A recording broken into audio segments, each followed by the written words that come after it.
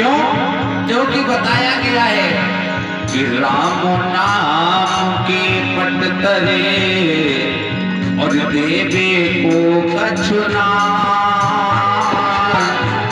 क्या ले गुरु संतोषिए हंस रहे मन माए भैया हंस रहे मन माए।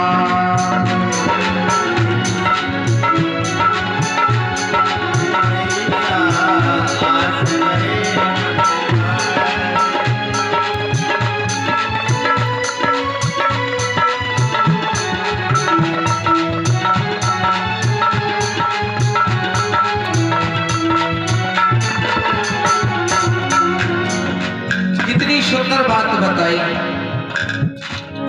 बोले राम नाम के पटकरी देवी को कछुनाए क्या ली गुरु संतोषी हंस रही मन माया।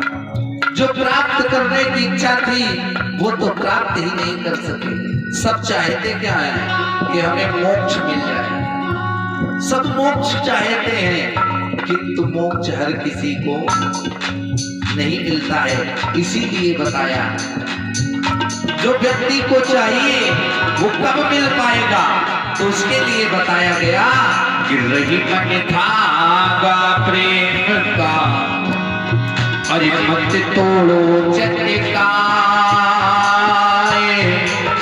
फूल टूटे से फिर ना जुड़े जुड़े गांठ पड़ जाए रे भैया जुड़े गांठ पड़ जाए।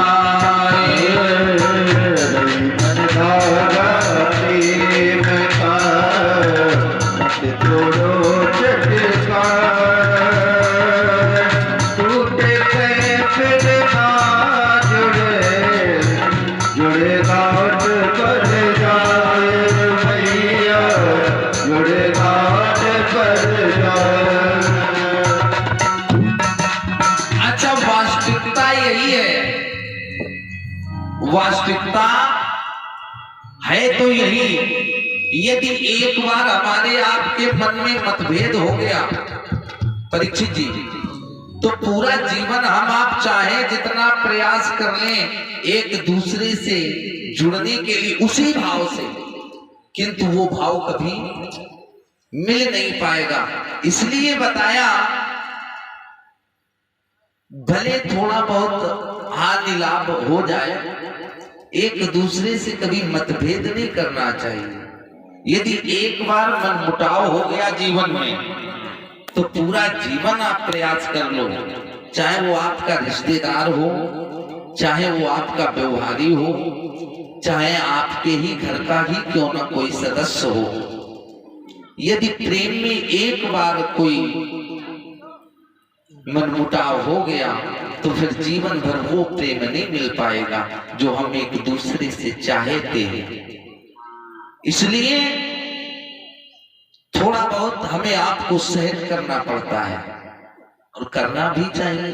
भाई अपने घर में अपने बच्चों से, अपने पत्नी से, अपने चाचा ताऊ से यदि हम झुकते भी हैं तो झुक किसी दूसरे से तो नहीं झुकना, अपनों से ही झुकना है। यदि आपको जीवन में झुकना आ गया तो किसी के माई के लाल में इतनी दम नहीं है कि आपको कभी तोड़ सके। आंधी जब आती है, तूफान आता है तो देखा होगा जो वृक्ष अकड़ कर खड़े रहते हैं ना, जो अकड़ कर खड़े रहते हैं वो टूट कर बिखर जाते हैं और जो वृक्ष झुक जाते हैं उनका एक भी पत्ता इधर से उधर नहीं होता है। क्यों?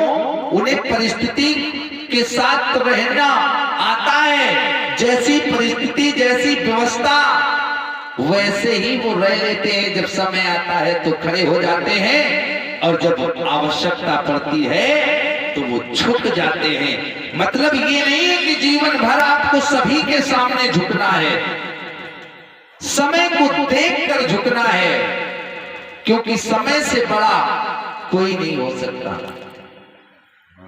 समय से बलवान और कोई नहीं हो सकता है। क्यों? क्योंकि ये समय ही है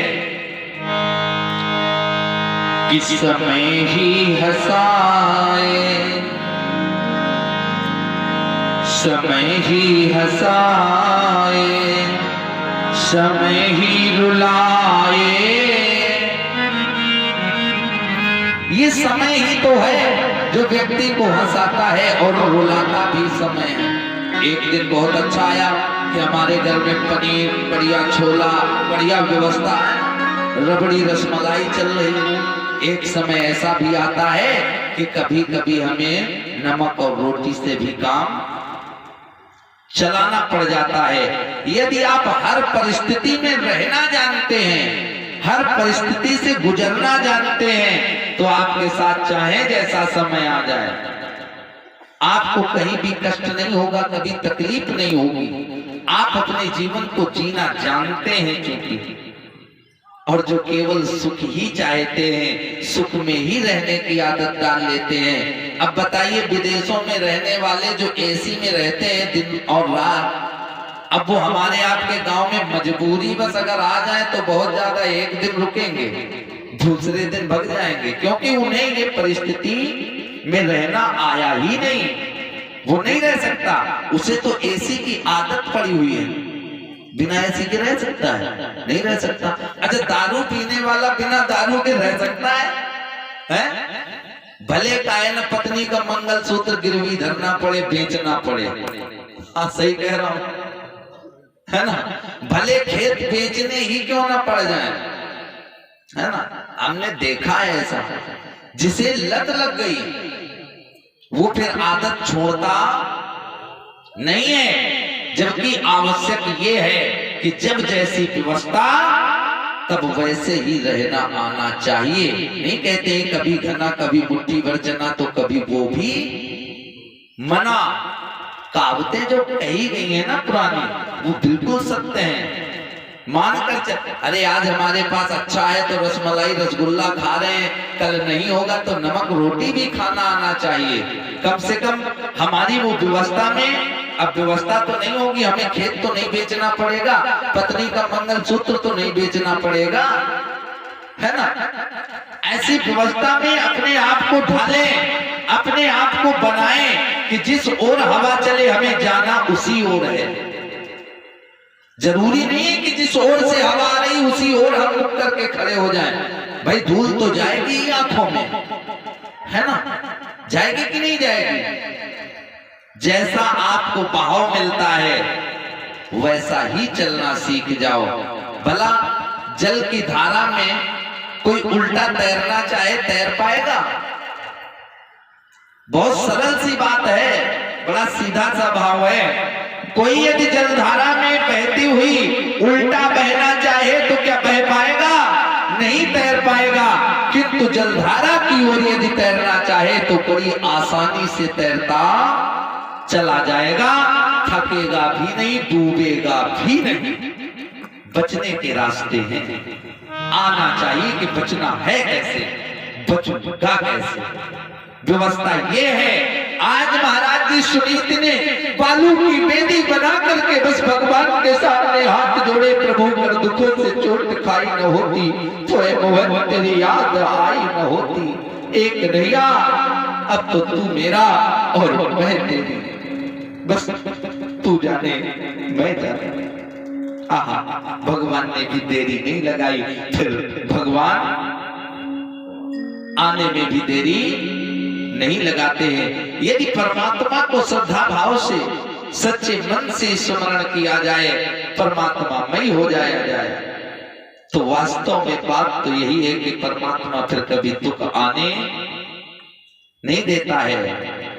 सुख में तो परमात्मा को सब भुला देते हैं और दुख में सब याद करने लगते हैं। आज वही सुनीति कह रही है, प्रभु अब तो मेरा आधार केवल आप हो। हे प्रभु, यदि आपको मैंने अपना आधार बनाया है तो आप मेरे जीवन को सरल बना दो। क्यों कठिन हो चुका है? भाई पति ने छोड़ दिया, राजपाट त्याग दिया, राजमहलों में रहने वाली जो राजमहलों में रही हो, दास दासियां सेवा में लगी हो, यदि आज उसे अकेला रहना पड़ जाए, वो भी घमासान जंगल में, तो कैसे रह पाए? आज गोविंद से कह रही है कि प्रभु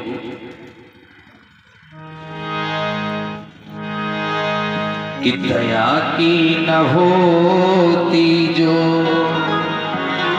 और ये आदत तुम्हारी, तो सूनी ही रह